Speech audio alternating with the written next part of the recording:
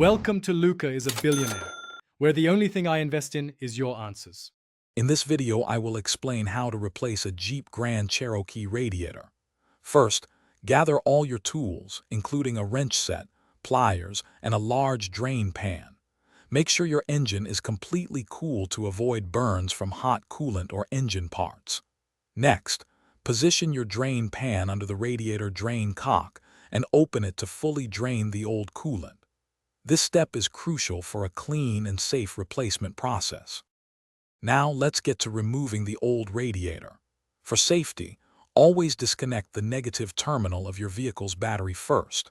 Carefully detach both the upper and lower radiator hoses, being mindful of any remaining coolant. Next, unbolt the fan shroud and gently remove it.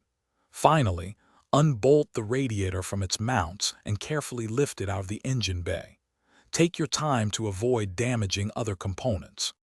With the old radiator out, it's time to install the new one. Carefully lower the new radiator into the engine bay, ensuring it sits correctly in its mounts. Secure all the mounting bolts, making sure they are snug but not over-tightened. Reconnect both the upper and lower radiator hoses, using new clamps if the old ones are worn. Double-check all connections to prevent leaks later on. Almost done. Now, refill your cooling system with the appropriate coolant mixture, typically a 50-50 blend of antifreeze and distilled water. Start the engine and allow it to reach operating temperature, bleeding any trapped air from the system. Keep an eye on the coolant level and top it off as needed. Remember to check the description for a link to the new Kindle Paperwhite and other fantastic deals.